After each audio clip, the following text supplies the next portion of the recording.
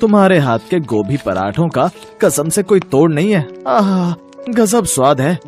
हाँ भाई, ये बात तो तुमने बिल्कुल सही कही। मतलब अम्मा के हाथ के गोभी के पराठे और चाय, बस इसके बाद फिर और क्या चाहिए।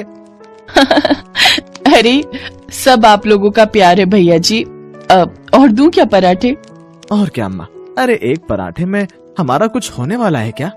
ललिता के ठेले पर आए उस ग्राहक की बात सुनकर ललिता के चेहरे पर मुस्कुराहट आ गई। असल में ललिता कई दिनों के बाद हंसी थी। जिंदगी ने उसे बहुत दुख दिया था, लेकिन फिर भी उसने हिम्मत नहीं हारी और फिर अगले दिन। अरे अम्मा क्या बात है, आज तो कुछ और ही स्वाद आ रहा है पराठों में। कुछ अलग किया है क्या? ना भैया, सब कुछ वैसा ही तो है। हाँ, आज तो पराठे और भी बढ़िया लग रहे हैं। बताओ ना अम्मा, कुछ तो अलग बात है आज। अरे कुछ नहीं भैया, ये जो पराठे आप लोग खा रहे हैं ना, ये बिल्कुल ताजी गोभी से बने हैं। आज सुबह ही अपने खेत से गोभी तोड़ कर लाई हूँ। तो ये बात है। सच है, ताजी सब्जी का स्वाद ही कुछ और होता है। देखो क्या गजब के लग रहे हैं पराठे। हाँ भैया, ये तो है। अच्छा अम्मा, चलते हैं। ये बताओ कितने पैसे हुए? आपके 4 पराठे हुए तो आप बस 80 रुपए दे दो। सही है अम्मा, केवल 80 रुपए में 2 लोगों के पेट और मन दोनों भर गए। और क्या चाहिए? ये लो आपके पैसे। ठीक है अम्मा, राम राम। राम राम भैया, राम राम। वो दोनों ललिता को नमस्ते करके आगे बढ़ गए। ललिता उन दोनों को जाते हुए देख रही थी। उन दोनों लड़कों को जाते हुए देखकर ललिता को अपने बेटों की याद आ गई। ललिता आज बिल्कुल अकेली थी, लेकिन कभी उसका भी भरा पूरा परिवार था। मगर एक सड़क हादसे में ललिता के पति और उसके दोनों जवान बेटों की मौत हो गई थी। तभी से ललिता अपना पेट पालने के लिए गोभी के पराठे बनाने लगी। उसके दोनों बेटे हमेशा उससे कहते थे कि वो गोभी के पराठे बहुत अच्छे बनाती है। जब भी उसके बेटे की उम्र के लड़के उसके ठेले पर पराठे खाने आते और उसके पराठों की तारीफ करते, तो उसे ऐसा लगता जैसे उसके बेटे ही पराठे खाकर उसकी तारीफ कर रहे हो। फिर एक दिन, अम्मा आज पराठे खा नहीं पाऊंगा, तुम एक काम करो, जल्दी से पराठे बनाकर पैक कर दो, मैं घर जाकर खाऊंगा। हाँ अम्मा, मेरे लिए भी 2 पराठे पैक कर देना। ललिता उन दोनों लड़कों के लिए जल्दी जल्दी पराठे बनाने लगी। तभी उसने देखा कि 5-6 साल का एक लड़का लगातार उसके ठेले को देख रहा है। ललिता ने उसे देखा और पराठे बनाने में लग गई। ऐसे ही 2 घंटे बीत गए। वो बच्चा ठेले को देखता रहा। तब ललिता उसके पास गई। क्या हुआ लल्ला, तुम इतनी देर से यहाँ क्यों बैठे हो? आंटी, मैं खो गया हूँ। हैं? खो गए हो? अब कहाँ रहते हो तुम? नाम क्या है तुम्हारा? मैं अपने घर में रहता हूँ, मेरा नाम आरव है। अरे कोई मोहल्ला, बिल्डिंग कुछ तो होगी ना? वो तो मुझे नहीं पता, मैं तो स्कूल के बाहर अपने पापा का इंतजार कर रहा था। तभी वहाँ से बहुत सारे लोग निकले जो बाजा बजा रहे थे। मैं उनके साथ चलता गया और यहाँ पहुँच गया। अब मुझे रास्ता समझ नहीं आ रहा, कहाँ जाऊँ? अच्छा, अब समझी। तो तू प्रभात फेरी वालों के साथ आ गया। तूने कुछ खाया? नहीं आंटी, मुझे बहुत भूख लगी है। पराठे खाएगा गोभी के? पर मेरे पास पैसे नहीं है आंटी। पैसे किसने मांगे तुझसे? चल आजा पराठे खा ले और मुझे अपना आई कार्ड दे, उसमें जरूर कोई ना कोई नंबर लिखा होगा। ललिता ने झट से आरव के लिए गोभी के पराठे बनाए।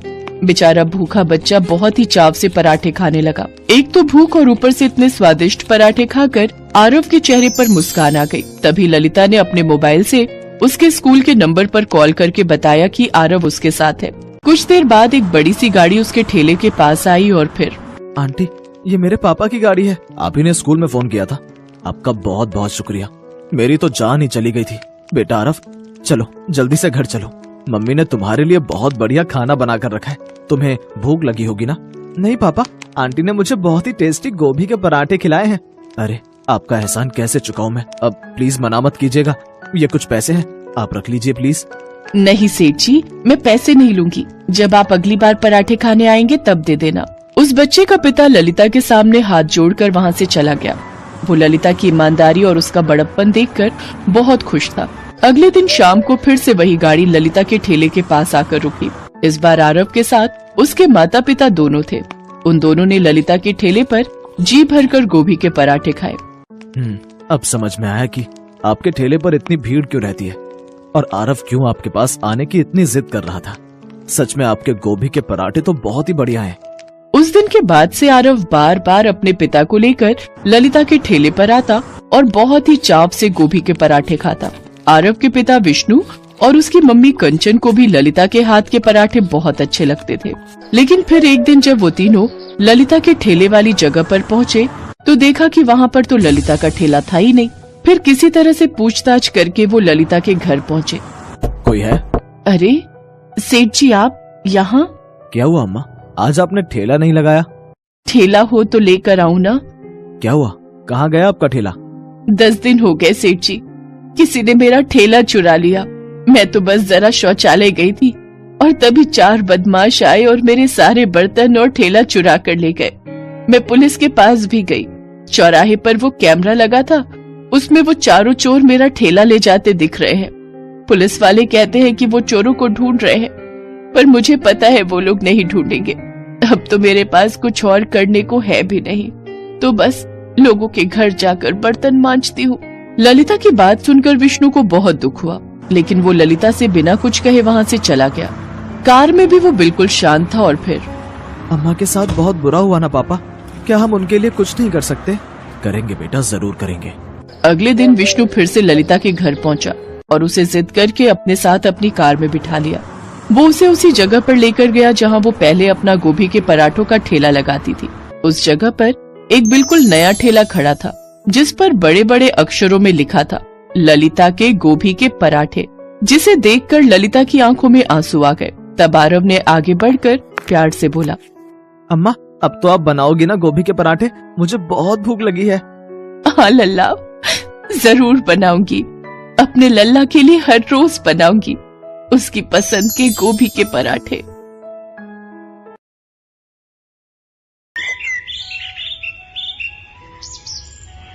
माधोपुर गांव में संदीप नाम का एक व्यक्ति अपनी पत्नी अंजू के साथ एक बड़े से घर में रहता था।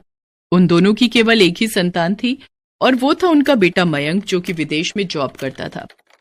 कई सालों के बाद मयंक अपने घर आने वाला था। ये जानकर संदीप और अंजू काफी खुश थे और वो बड़ी बेसब्री से उसका इंतजार कर रहे थे। 3 दिन बाद मयंक ऐना नाम की चाइनीज लड़की को अपने साथ घर लेकर आता है। मयंक बेटा, आ गए तुम, हम कब से तुम्हारी राह देख रहे थे। ये कहकर संदीप मयंक को गले लगा लेता है। तभी वो अंजू को आवाज देते हुए कहता है, अंजू, ओ अंजू, जल्दी आओ, देखो हमारा बेटा आ गया। मयंक के आने की खुशी में अंजू सुबह से रसोई घर में तरह तरह के पकवान बनाने में लगी हुई थी। तभी वो साड़ी के पल्लू से हाथ पोंछते हुए बाहर आती है और झट से मयंक को गले लगा लेती है। कैसा है मेरा बच्चा? कितने टाइम बाद तुम्हें देख रही हूँ। मैं बिल्कुल ठीक हूँ मम। अरे मयंक, ये तो कोई विदेशी लड़की लग रही है। कौन है ये? मम, ये ऐना है, मेरे ही ऑफिस में मेरे साथ काम करती है। तभी मयंक ऐना से कहता है, ऐना, ये मेरे मॉम डैड हैं। मयंक के ये कहते ही ऐना अंजू के पांव छूते हुए कहती है, पांव उठा लो सासू मॉम। ये क्या बोल रही है मयंक? अरे ऐना, पाँव उठा लो नहीं, पाए लागू बोलते हैं। ओह, आई एम सॉरी सासू मॉम। मयंक, ये लड़की बार बार मुझे सासू मॉम क्यों बोल रही है? मॉम, ऐना मेरी वाइफ है, हम दोनों ने शादी कर ली है। अब ये तुम क्या कह रहे हो मयंक? तुमने हमें बिना बताए शादी कर ली? संदीप के ये कहते ही ऐना उनके पांव भी छूने जाती है। पैर काट लूंगी ससुर जी। क्या? पैर काट लूंगी? ये क्या बकवास किए जा रही है? सॉरी ससुर जी, इस बार भी रॉन्ग बोल दिया। सॉरी, पैर दे दो ससुर जी। ओहो मयंक, ये तू क्या बला घर ले आया? अब बस भी करो ऐनक, मेरा मतलब है ऐना, जो भी है तुम्हारा नाम। सारा दिन पैर ही छूती रहोगी? खैर, जाती रहो, मेरा मतलब है जीती रहो। बेटा, ये सब चल क्या रहा है, क्या तू हमें बताएगा? मॉम, मैं ये सब आपको बाद में बताऊंगा। अभी मैं बहुत थक गया हूँ और मुझे बहुत जोरों की भूख भी लगी है। मयंक ये कहते ही अपने कमरे में चला जाता है। ऐना ने बहुत छोटे छोटे कपड़े पहने हुए थे। संदीप और अंजू बार बार ऐना के कपड़ों को ही देखे जा रहे थे। हे भगवान, ये कैसे आधे अधूरे कपड़े पहन रखे हैं इस लड़की ने। मयंक की तो मती ही मारी गई थी जो इसे हमारी बहू बना कर ले आया। अगर आसपास पड़ोस वालों ने इसे इस तरह के कपड़ों में देख लिया ना, तो पता नहीं कैसी कैसी बातें बनाएंगे। ऐना, तुम यहीं रुको, मैं अभी आई। इसके बाद अंजू अपनी एक साड़ी लाकर ऐना को देते हुए कहती है, ये लो साड़ी, अब तुम जल्दी से अपने कमरे में जाओ और कपड़े बदल कर आओ। इसके बाद ऐना मयंक के कमरे में चली जाती है। तभी अंजू की पड़ोसने उसके घर आती हैं। क्यों अंजू बहन, इतनी जल्दी तुमने हमें पराया कर दिया? घर में फिरंगन बहू ले आई और हमें बताया तक नहीं। हाँ अंजू बहन, आपने हमारे साथ ऐसा क्यों किया? हमें आपसे ये उम्मीद नहीं थी। भाई क्या करे, जिसकी विदेशी बहू आती है ना, उसके ऐसे ही ठाट बाट बढ़ जाते हैं। क्या बकवास किए जा रही हो तुम दोनों? इतनी देर से वो लड़की हमारा दिमाग खराब कर रही थी, अब तुम दोनों भी शुरू हो गई। अरे वो मेरी बहू है, मुझे ये खुद अभी पता चला। अब तुम दोनों जाओ यहाँ से, मैं पहले ही बहुत परेशान हूँ। अरे अंजू बहन, अब इतने भाव क्यों खा रही हो? बहू का एक बार चेहरा तो दिखा दो। तुम्हारी बहू क्या हूर की परी है जिसे देखेंगे तो नजर लग जाएगी? तुम दोनों जाती हो या मैं? हाय हाय, इतना भी क्या गुस्सा। हम जाते हैं, चलें। इसके बाद वो दोनों वहां से चली जाती हैं। अंजू परेशान होकर सर पर हाथ रखते हुए सोफे पर बैठ जाती है। उधर ऐना अपने पति से कहती है, मयंक, हमको बहुत जोरों का भूख लगी है, लेकिन हमको ये इंडियन खाना नहीं खाना। अच्छा, तो फिर तुम जल्दी से किचन में जाकर अपनी पसंद का कुछ बना लाओ। मयंक की बात सुनकर ऐना किचन में जाती है। वहां उसे समझ नहीं आ रहा था कि वो क्या बनाए। अरे हमको तो कुछ समझ नहीं आ रहा कि हम क्या बनाएं। हमको तो ये भी नहीं पता कि ये कौन सी सब्जी है। क्या बनाऊं? हमको तो बहुत जोरों का भूख भी लगा है। तभी ऐना को रसोई की दीवार पर 2 छिपकली दिखती है। अरे वाह, मिल गया हमको खाना, अब तो हम इन्हीं को खाएगा। ऐना बगल में रखे लकड़ी के स्टूल पर चढ़ जाती है और हाथ से दोनों छिपकलियों को पकड़ने लगती है। तभी अंजू रसोई में आ जाती है। वो जैसे ही ऐना को छिपकली पकड़ते देखती है, वो जोर से चिल्ला पड़ती है, बाप रे बाप, हे राम, ये क्या कर रही हो बहू तुम? अंजू के चिल्लाने की आवाज सुनते ही मयंक और संदीप भी किचन में आ जाते हैं। उधर ऐना भी अपने दोनों हाथों में छिपकली पकड़ लेती है। क्या हुआ मॉम, आप इतनी जोर से क्यों चिल्लाई? Everything is all right? हाँ भाई, ऐसा भी क्या हो गया? क्यों इतना शोर मचा रखा है? अरे वो देखो, उस ऐना ने क्या पकड़ रखा है। तभी संदीप और मोहित ऐना की ओर देखते हैं। उसने अपने दोनों हाथों में छिपकली पकड़ रखी थी जो बुरी तरह फड़फड़ा रही थी। ये देखकर दोनों की चीखें निकल जाती हैं। हे भगवान, अब इस छिपकली ने, मेरा मतलब है ऐना ने, ये क्या पकड़ लिया? अरे आप सब लोग इतना डरता क्यों है इससे? तुमको पता है इसका तो बहुत ही टेस्टी चटनी बनता है। मैं इसकी चटनी बनाकर आप सबको खिलाऊंगी, फिर देखना आप कैसे अपनी उंगली चाटता रह जाएगा। अब मैं जल्दी से इसकी चटनी बना देती हूँ। संदीप और अंजू लगातार मयंक को घूरते जा रहे थे। तभी वो मयंक को डांटते हुए कहती है, अरे करम जले, कहाँ से उठाकर ले आया इस बला को? और तू मेरी माँ परेशान कर रखा है हम सबको। ये सब नहीं बनता मेरे घर में, जल्दी से इसको खिड़की से बाहर फेंक दे। आप एक बार खाइए तो सासू मॉम, आपको बहुत पसंद आएगा। मैं तेरे पैर पड़ती हूँ ऐना, प्लीज जल्दी से फेंक दे इसे। अरे कौन सा वो मनहूस समय था मयंक जब तूने मेरी कोख से जन्म लिया। अरे ऐसा दिन देखने से पहले हम मर क्यों नहीं गए?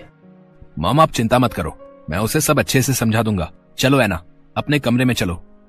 अपने कमरे में ले जाकर मयंक ऐना को सब कुछ समझाने लगता है। उनके घर का खाना पीना, रहन सहन। उधर अंजू हॉल में सोफे पर बैठकर अपनी किस्मत को कोस रही थी। ना जाने कौन से कर्म किए थे मैंने जिसकी सजा में भुगत रही हूँ। तभी संदीप जोर जोर से हंसने लगता है। कुछ भी कहो, लेकिन बहू बिल्कुल तुम्हारी टक्कर की आई है। बाहर वाले क्या कम थे जो अब आप भी शुरू हो गए? अंजू को उसकी ननद का फोन आता है। अरे कैसी हो भाभी, मैंने ये बताने के लिए फोन किया है कि आज हम पूरा परिवार तुम्हारे घर आ रहे हैं और कुछ दिन वहीं रहेंगे। अरे बाप रे, अगर ये यहाँ आ गई तो इस बहू को देखकर तो खूब मजाक उड़ाएंगे। कुछ देर सोचने के बाद वो कहती है, अरे वो क्या है ना सुमन दीदी, हम 2 हफ्तों के लिए बाहर घूमने जा रहे हैं। मुझे बहुत सारी पैकिंग करनी है, तो मैं फिर आपसे बात करूंगी। तुम कब से झूठ बोलने लग गई अंजू? तो क्या करूं जी, पहले ही इस बहू ने आकर मेरा बीपी बढ़ा दिया है, ऊपर से रिश्तेदार आकर इसका और मजाक उड़ाएंगे। पता नहीं इसके साथ मैं सारा जीवन कैसे रहूंगी। तभी ऐना एक सुंदर सी साड़ी पहने हाथ में चाय का कप लेकर आती है और अंजू से कहती है, सासू मॉम, हम तुम्हारे वास्ते चाय बनाकर लाया। सुनो जी, क्या ये अपनी बहू ऐना ही है? यस सासू माँ, हम आपका बहू ऐना ही है। हमको मयंक ने सब समझा दिया है, यहाँ का रीति रिवाज, खाना पीना, पहनना ओढ़ना। इससे पहले हमसे जो भी मिस्टेक हुआ उसके लिए आई एम सॉरी। अब से हम आपको शिकायत का एक भी मौका नहीं देगा। एक्चुअली मेरे मॉम डैड नहीं है, मैं एक अनाथ हूं, तो हमको ये सब नहीं पता, लेकिन धीरे धीरे मैं सब सीखने की कोशिश करूंगी। ऐना की बातें सुनकर अंजू और संदीप भावुक होते हैं और वो उसे गले लगा लेते हैं। हमें तो पता ही नहीं था हमारी बहू इतनी प्यारी है। बेटा तुम चिंता मत करो, धीरे धीरे मैं तुम्हें सब समझा दूंगी।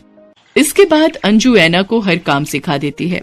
कुछ ही महीनों में ऐना इंडियन खाना, यहाँ के रीति रिवाज और भाषा अच्छे से सीख जाती है। फिर सब कुछ अच्छे से चलने लगता है और सब खुशी खुशी एक साथ जीवन व्यतीत करते हैं।